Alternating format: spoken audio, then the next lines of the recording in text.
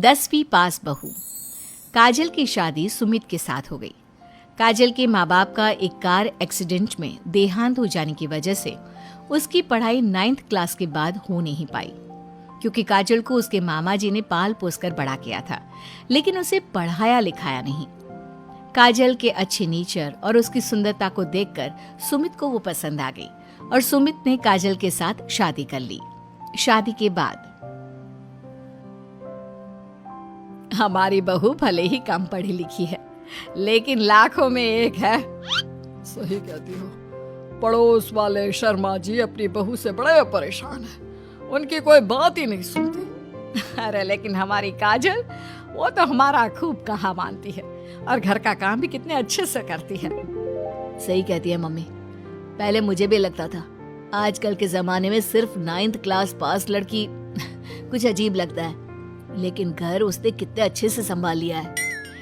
अब बेटा, पढ़ाई तो वो अपनी परिस्थितियों की वजह से नहीं कर पाई, लेकिन बाकी काम तो अच्छा ही करती है। अच्छा मम्मी, शाम को मेरे ऑफिस के दोस्त और उसकी वाइफ घर पर आ रहे हैं काजल से मिलने के लिए। अरे ये तो बहुत अच्छी बात है बेटा, लेकर आओ तुम्हारे दोस्तों को। शाम के वक्त काजल, ये मेरा दोस्त अजय है और ये उसकी पत्नी Sonali. Hello Kajal, how are you? Are you working somewhere?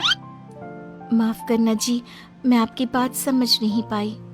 I am sorry, मैं बस ये पूछना चाह रही थी कि क्या तुम कहीं पर जॉब करती हो या हाउसवाइफ हो?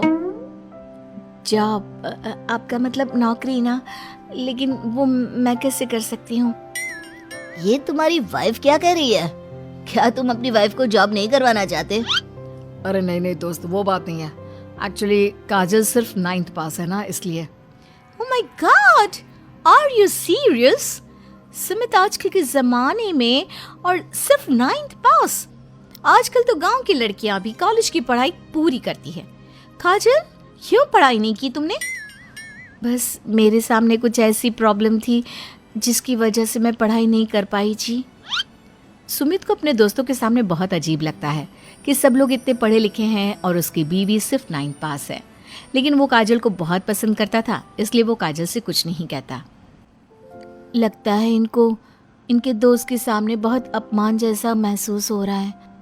मुझे आगे की पढ़ाई करनी चाहिए, कम से कम 10वीं पास करना तो बहुत ज़रूरी लगता है। अगले दिन, मम्मी जी, मुझे आपसे कुछ ज़रूरी बात करनी थी जी। हाँ हाँ बोलो बेटा, क्या बात है? मम्मी जी, दरअसल मैं ना 10वीं क्लास की पढ़ाई करना चाहती हूँ, 10वीं पास करना चाहती हूँ।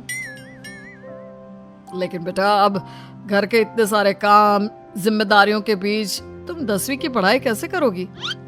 पापा जी, मेरा बहुत मन है, प्लीज मना मत करिए ना जी। अरे ठीक है बेटा, जैसे तुम्हारी इच्छा, तुम 10वीं का फॉर्म भर दो। काजल खुश होते हुए वहां से चली जाती है। कुछ दिनों के बाद, मम्मी, क्या आपने सच में खुश होकर काजल को आगे की पढ़ाई करने की परमिशन दे दी? मेरा मतलब है, वो पढ़ाई करेगी तो घर का सारा काम, जिम्मेदारी कौन संभालेगा? अरे देखो बेटा, काजल हमारा इतना ख्याल रखती है, अब उसने हमसे परमिशन मांगी थी तो हम कैसे मना कर देते। और वैसे भी एक बार एग्जाम देने दो, उसका मन रह जाएगा। तुम्हें क्या लगता है, अब शादी के बाद 10वीं की परीक्षा पास करना आसान होता है क्या? अरे कुछ हो या ना हो, पर अगर हम मना कर देते तो उसे बुरा लग जाता ना। हाँ, वैसे आपकी बात तो ठीक है।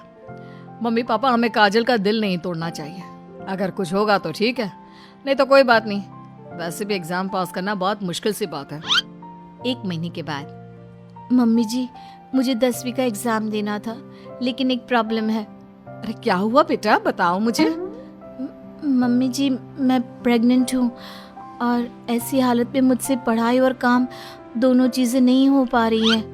अरे कोई बात नहीं बेटा, तुम अंदर कमरे में जाकर आराम करो, हम कुछ सोचते हैं।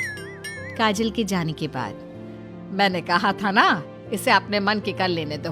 हम मना करते तो बेकार में बुरा मान जाती। अब प्रेग्नेंट हो गई है, पढ़ाई तो वैसे ही नहीं कर पाएगी। सही कहती हो तुम, लेकिन मुझे लगता है कि बहू का 10वीं पास करने का बहुत मन था। मम्मी, उस दिन जब मेरे दोस्त घर पर आए थे ना, तो मैंने काजल का चेहरा देखा था। वो बहुत उदास हो गई थी, शायद उन लोगों के सामने खुद को काफी नीचा महसूस कर रही थी। अरे लेकिन बेटा, हमने तो परमिशन भी दे दी ना। अब प्रेगनेंसी और घर की जिम्मेदारियों के चलते कैसे सबको संभालेगी?